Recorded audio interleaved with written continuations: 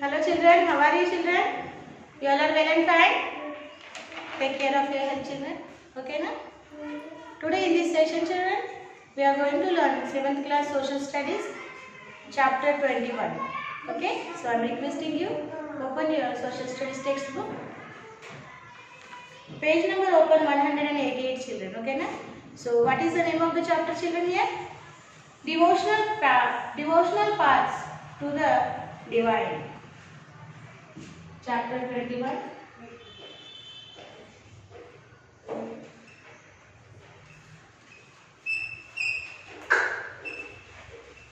Devotional paths. Devotional paths to the divine. Okay. So I am calling your friend Afrin here. She will read the lesson for you, and you also have to develop your lesson reading skills. Afrin, wish to your friends. Good morning friends. Today we will read chapter 21, Devotional Paths to the Divine. Concentrate. You may have seen people perform rituals of worship or signing bhajans, kirtans, kavvalis, or even repeating the name of God in silence. Haven't you noticed that some of them are so moved that they burst into tears? Such intense devotion or love of God in the legacy of various kinds of bhakti and Sufi movements that have involved since the 8th century. In class 6th, you had read about the bhakti poems of Alvars and Nayanas. For these gods made land grants and other gifts to perform various rituals. Temple worship became elaborate, complex and expensive. Specially trained priests performed the rituals. People belonging to some castes were not allowed to enter the temple soon. A reaction set in against such rituals and inequalities. Some new ideas on devotion to God emerged. Read on to know more about them. Philosophy and Bhakti.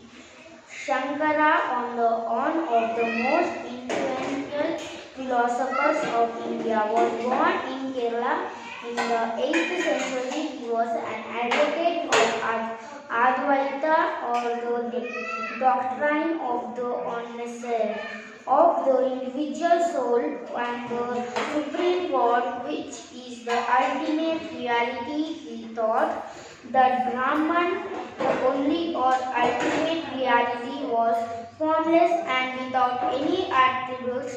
He preached about renunciation of the world and adaptation of the path of knowledge to understand the true nature of Brahman and attain salvation. Ramanuja, born in South India in the 11th century, was deeply influenced by the Alvars. Devotion to Vishnu in his grace, helps the devotee to attain the bliss of union with him. Ramanujam also ensured a place for people Vishishtavadita or qualified honors. Distinct Ramanuja's doctrine greatly developed in North India subsequently. Basavana's Virashaivism. We earlier note the connection between the Bhakti movement and temple worship. We now some another level of Bhakti movement called Virashaivism. This movement is companions like Alama Prabhu and Akka Mahadevi in 12th century in Karnataka. They have represented the ideas about caste and the treatment of women, arguing strongly for the equality of all human beings. the saints of Maharashtra. From the 13th to the 17th century, Maharashtra saw a great number of saint poets whose songs in simple Marathi continue to inspire people till date. The most important among them were Janeshwar, Namdev, Eknath and Tukaram, as well as women like Sakubai and the family of Chokamela, who belong to the untouchable Mahakesh. This regional tradition of bhakti focused on the Vithala, a form of Vishnu temple in Pandarpur, as well as on the notion of all personal God residing in the hearts of all people. These saint poets rejected all forms of ritualism or toward display of piety and social differences based on birth. In fact, they even rejected the idea of renunciation and preferred to live with their families, earning their livelihood like any other person will humbly serving fellow human beings in need. A new humanist idea emerged as they insisted that bhakti lay in sharing others' pain, as the Gujarati saint Nasi Metha saint Vaishnavas are those who understand the pain of others. Nathapatis, Siddhas and Yogis. Many religious groups of this period criticized the rituals and other aspects of conventional religion and social order using simple logical arguments. Among them were the Nathapatis, Siddhancharas and Yogis. They advocated renunciation of the world to them. The path of salvation lay in meditation on the formless ultimate reality and the realization of oneness. To achieve this, they advocated intense training of the mind and body through practices like yogasana, breathing, exercise and meditation. These groups became particularly popular among low caste. Their criticism of conventional religion created the ground for devotional religion to become a popular force in northern India. Islam and Sufis. The saints had much in common with the Sufis, so much so that it is believed that they adopted many ideas from each other. Sufism were Muslim mystics. They rejected outward religiosity and emphasized love and devotion to God and compassion towards all fellow humans. Propagated strict. Okay. Thank you, Arvind. So, okay, you have played Arvind very nicely. Okay, so you also make a habit of lesson reading. Okay, children? So we will see now. Philosophy and Bhakti. What is the philosophy and what is the Bhakti? We will see here. Shankara, one of the most influential philosopher of India, was born in Kerala in the 8th century. He was an advocate of Advaita, or the doctrine of the oneness of the infinite and the supreme God, which is the ultimate reality. That he taught that Brahman, the only or ultimate reality, was formless and without any attributes. He preached about renunciation of the world and adoption of the path of knowledge to understand the true nature of Brahman and attain salvation. Ramanuja, born in South India in the 11th century, was deeply influenced by the Alvaras. According to him, the best means of attaining salvation was through intense devotion to Vishnu. Vishnu, in his grace, helps the devotee to attain the bliss of union with him. Ramanuja also ensured a place for people of lower caste in temple worship. He propounded the doctrine of Vishishta Advaita or qualified oneness, according to which the soul, even when united with the Supreme God, remained distinct. Ramanuja's doctrine greatly inspired the new strand of bhakti, which developed in North India subsequently. So what is the told here? Shankara, he is one of the most influential philosopher of India, and he born in Kerala. And when he born children, 8th century he born in the Kerala. He is a most popular philosopher of India. Who? Shankara.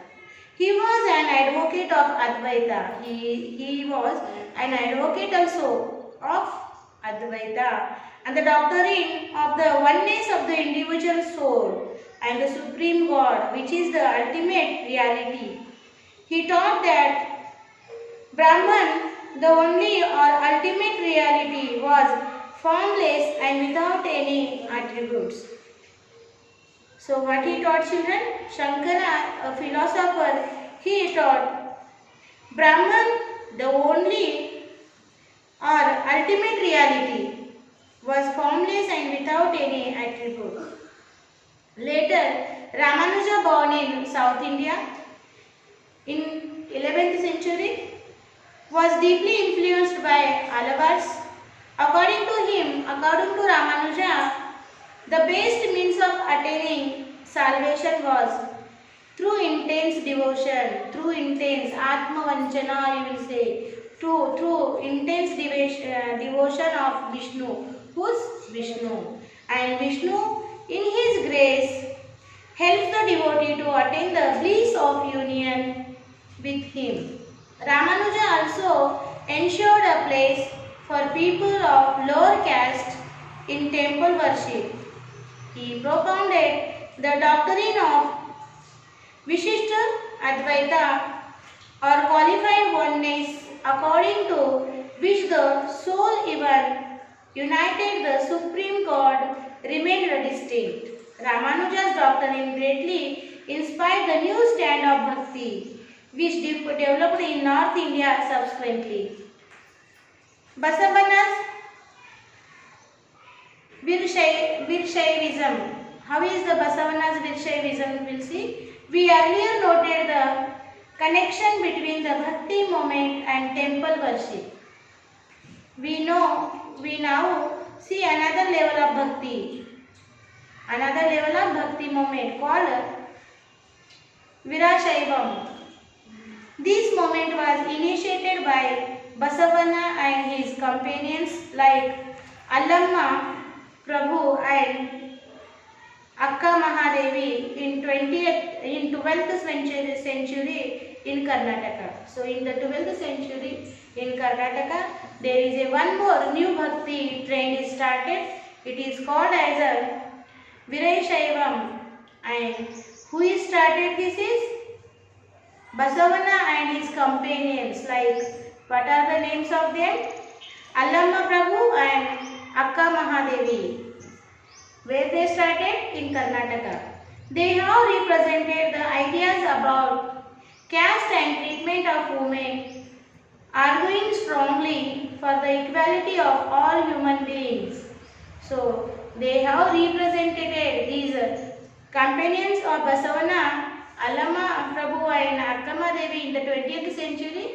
They represented the ideas about caste, the treatment of women, arguing strongly for the equality of all human beings.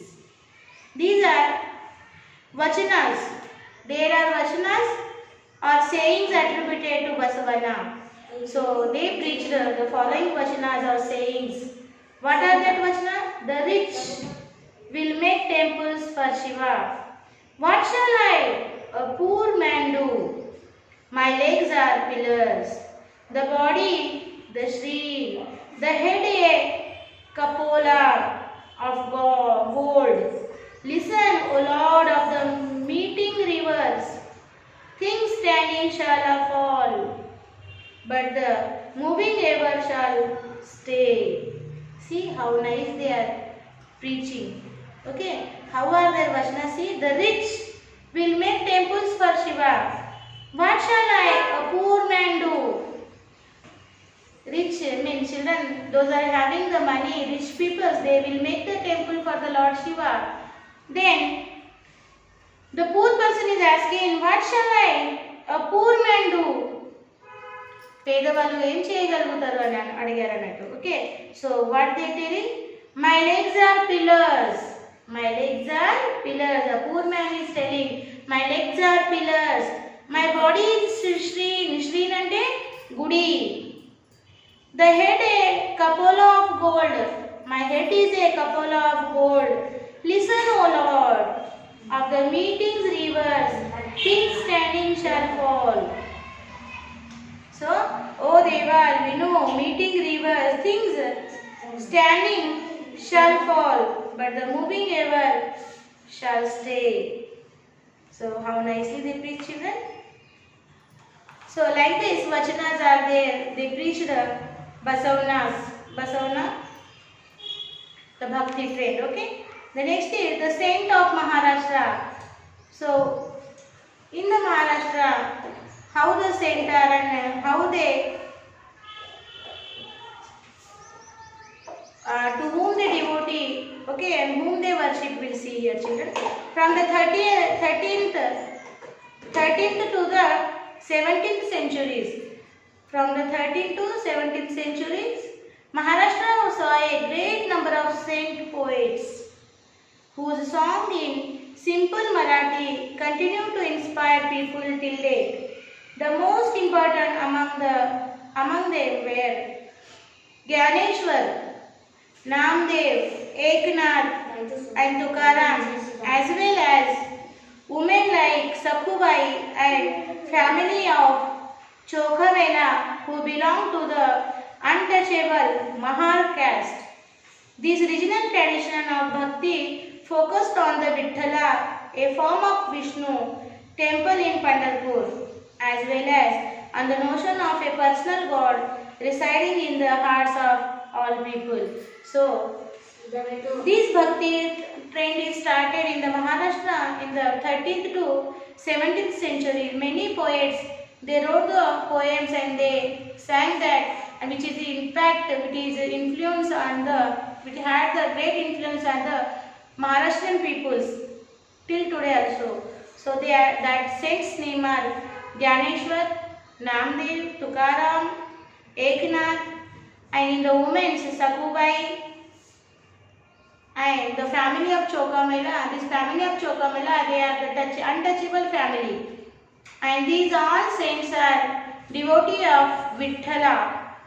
Vithala is a form of Vishnu, one of the Rupam of Vishnu, and the temple was in the Pandharpur. These all saints are sang the bhajanas and kirtanas about Vitthalas, and as they feel the God is in their hearts. Okay, so turn to page 190, see children. The saint poets rejected all forms of ritualism, outwards display of piety and social differences based on the birth. In fact, they even rejected the idea of renunciation and prefer to live with their families, earning their livelihood like any other person, while humbly serving fellow human beings in need. A new humanist idea emerged as they insisted that Bhakti lay in sharing others' pain.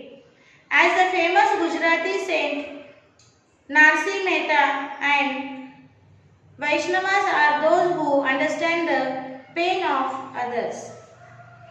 This is an Abhang Marathi devotional hymn of Sant Tukaram. So these songs are rejected by the Maharashtrian society, the high caste people, because of their birth.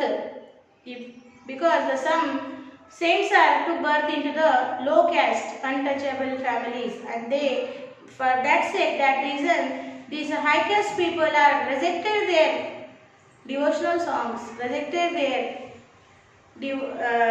bhakti.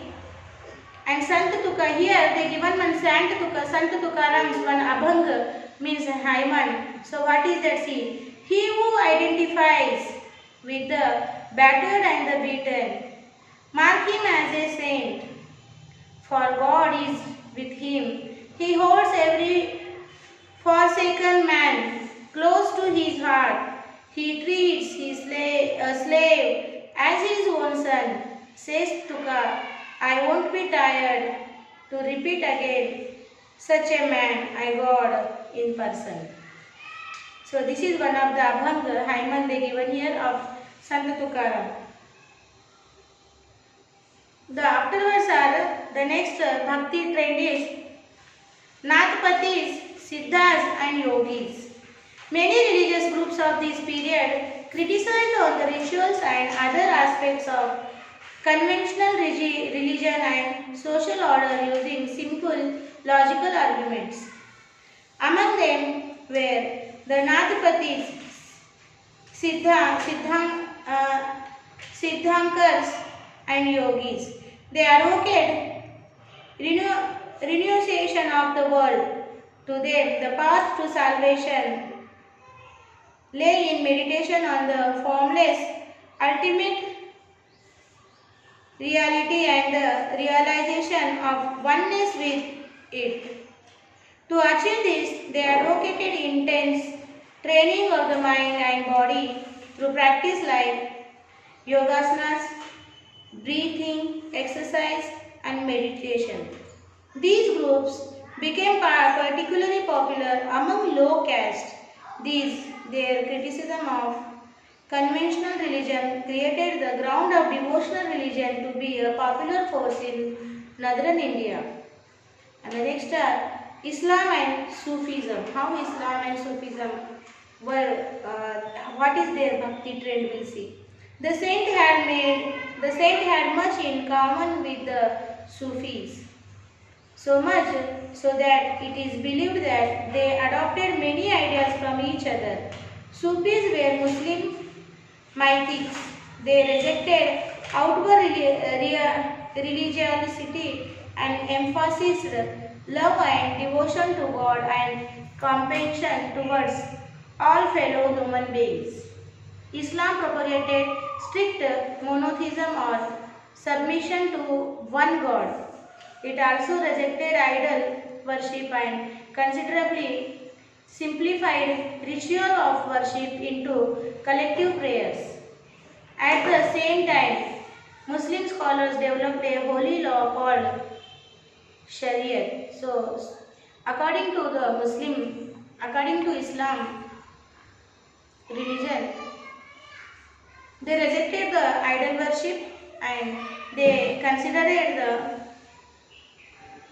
rituals of worship into collective prayers called as namaz, and the laws are developed by the Islam is called as Shariat. The Sufis often rejected the elaborate rituals and codes of behavior demanded by Muslim religious scholars. They sought union with God much as a lover seeks his beloved with discards for the world. Like the saint poets, the Sufis to compose poems expressing their feelings and a rich literature in prose, including development around them. Among the great Sufis of Central Asia were Ghazali, Rumi and Sadi, like the Nathpatis, Siddhas and Yogis. The Sufis too believed that the heart can be trained to look at the world in a different way. They develop elaborate methods of training using zikr, chanting of a name or sacred formula. So these Sufis are believe that the heart can be trained to look the world in different way. They develop elaborate methods of training using what?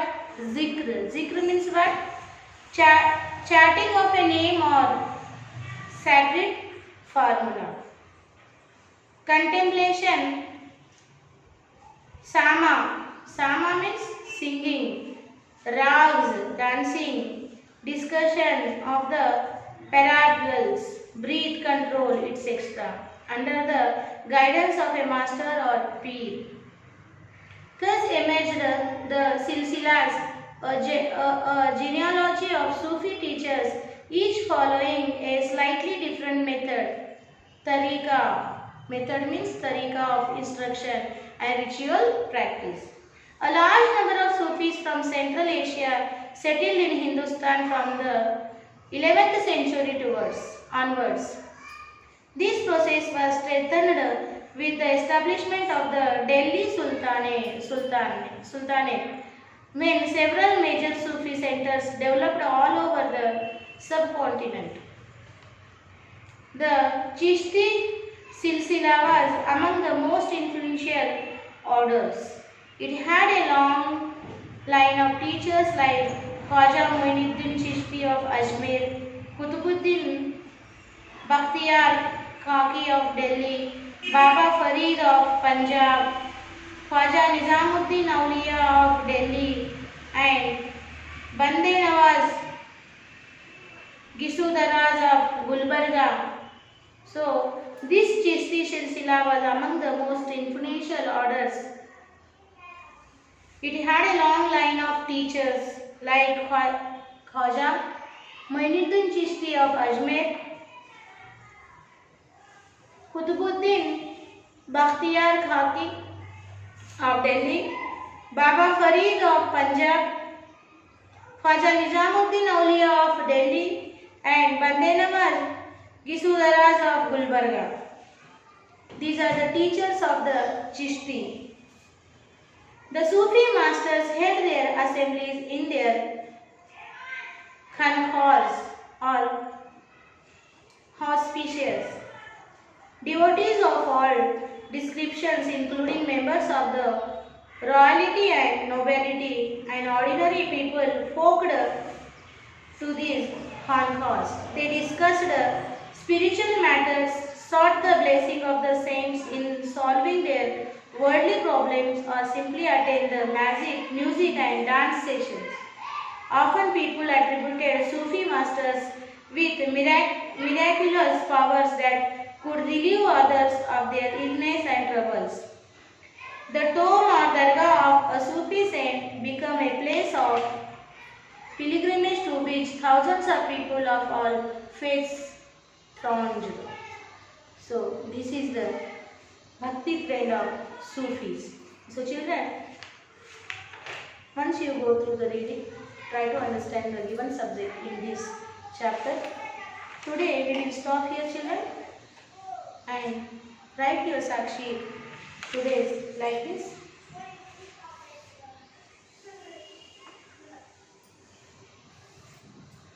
Sakshi.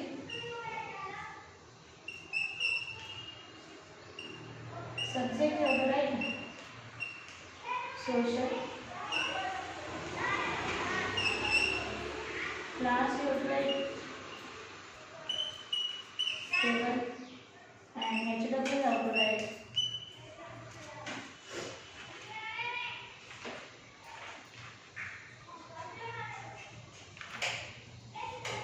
11 and write question and answers from textbook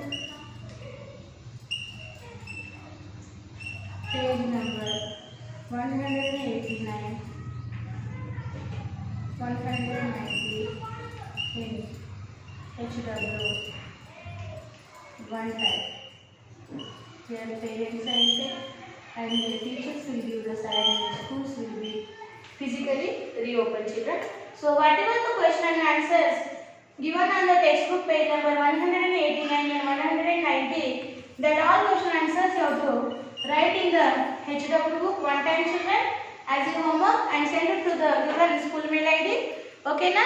So we will meet with the remaining part of this chapter in the next session, children. Till then, bye bye.